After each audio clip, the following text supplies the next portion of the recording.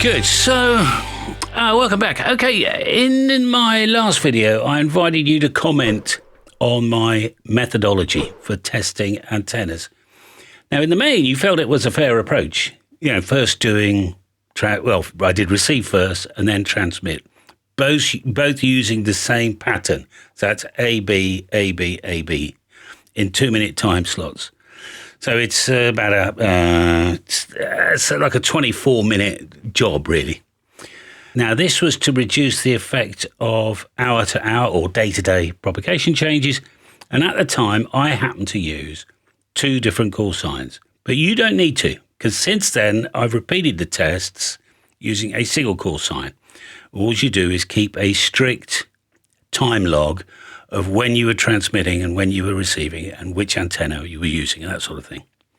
That works just as well, as long as you know exactly which antenna was in use at any given moment. So that time slots log's really important. Now, for this example, I used a vertical. It was a DX Commander 12. It doesn't matter. It's a 40-meter vertical, ground-mounted, and a horizontal delta loop. The vertical is something I really enjoy for longer distance work, at night. And as you probably know, during the day, I absolutely love the delta loop, right? This is the same one I repaired last week in that other video. Now, honestly, these results were exactly what I expected, but I don't want you to fixate on the results themselves. The whole point of this complete discipline. So when someone, maybe a YouTube influencer or somebody comes along and says, antenna A is better than antenna B, we stop and ask 2 questions. Better at what? And how do we know? And I think this method is pretty sane and achievable for the average amateur. There's no special tools. You don't need simultaneous SDRs, just one radio, 2 antennas, 2 coax lines, and whisper. And what we end up with is a received log from WSJTX, which already contains the timestamps for every decode. Now, you can find that under the file menu in the software. For transmit reports, I used whispernet.org. So you go to the database section, you put your call sign in, choose the time range you want, and you'll see your reports appear. Now, if you did choose to use separate call signs, there's also a site at whisper.hb9vqq.ch. I'll put a link in the description where you can do some comparison work. I used it as a sanity check the other day. I haven't spent a huge amount of time on it, but it looks useful, certainly worth a look, Now, in my case, having some experience with ChatGPT 5.2, I know that when you give it a structured problem like this, it doesn't just guess. It builds code in the background, it runs that code on your actual data, and then reports the results you've asked for. The prompt needs to be very clear. Some people say, quite rightly, that a large language model can't do maths. It can't, I agree.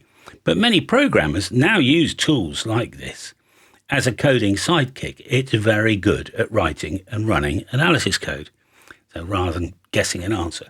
So let's take the prompt I shared in the description of the last video and we'll run it. I've got my files ready and I'm going to paste the prompt in and walk you through what's happening.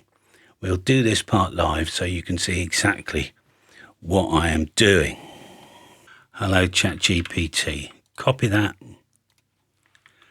We'll paste that in. And now I'm going to go and get my files ready. He's clearing up exactly what I'm going to do, what he wants to do. Send the 3 files when you're ready. So I've got them here. So I've got my transmit log. By the way, that looks like this. That's off whisper.net.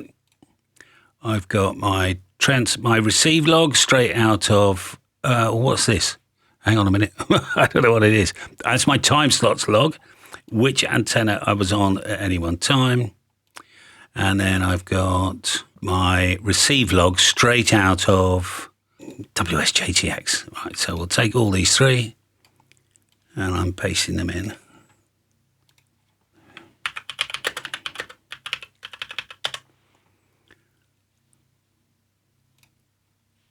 Now, in fairness, this can take a while, so we'll just sit here and wait.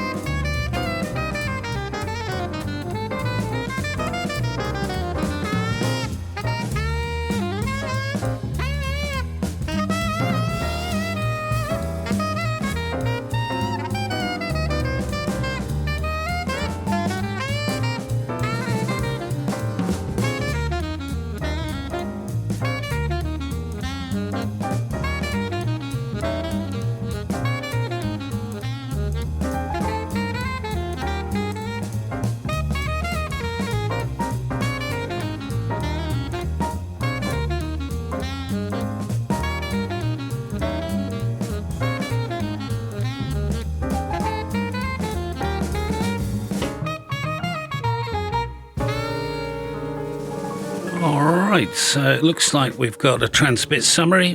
We had 53 transmit reports, 168 transmit reports on the vertical. That was the delta loop. And we got the distance bucket. The delta loop gets 37 on 0 to 2000. The vertical gets 90. 2 to 4000. Delta loop got 9. Vertical got 16, and over 4,000 kilometers, we got 7 on the delta loop and 62 on the vertical. Now, I've just got to say here that I will upload these files so you can have a look yourself, see if you can spot any flaws, and you can run exactly the same thing. All right, these 3 files. I'll put a link in the description. Exactly, it'll be probably on my Mega account or Google Drive or something. But I'll put a link so you can play with this yourself to see what I've done here. What each antenna seems better suited for based on this data set. The vertical shows more total transmit reports, more unique reporters, and a better median signal-noise ratio overall, plus stronger medians, short haul and long haul. Receive also shows more decodes and better received signal to noise. The delta loop looks more competitive in the 2 to 4,000 bucket kilometers, whereas medium signal to noise ratio is higher than the vertical, though on a small count, only 9 reports. So we would have to use different day. You can keep doing these reports, can't you? If you want, I can also add a tiny per slot table so you can see how much the difference is slot to slot versus antenna. The thing is, with ChatGPT, he'll keep asking you over and over again, do you want something else now? Oh, I have something else I can invent. Whatever.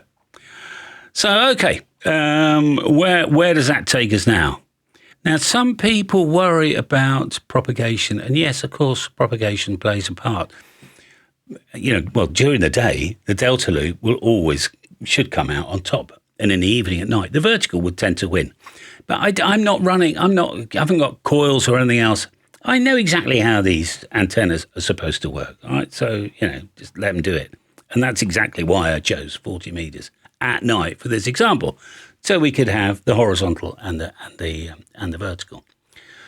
And during the day on 40 meters, there's normally no or very little DX anyway. So it's not a particularly useful test on 40 meters, which is why it annoys me when people test a vertical on 40 meters during the day versus a dipole. And then they think, oh, the dipole's always going to be better. Now, if propagation is a bit dull, you'll just see lower numbers, all right? The overall pattern should still hold. Don't fixate on propagation. If you want more data, just let it run longer. Or pick a day, when the band's wide open or something. The relative behaviour of the antennas should still reveal itself unless the band is completely dead. So I encourage you to have a play, do some science and let me know how you get on. And that's it for today. All right, enjoy your radio. I'll see you next time and good luck with your tests. Bye for now.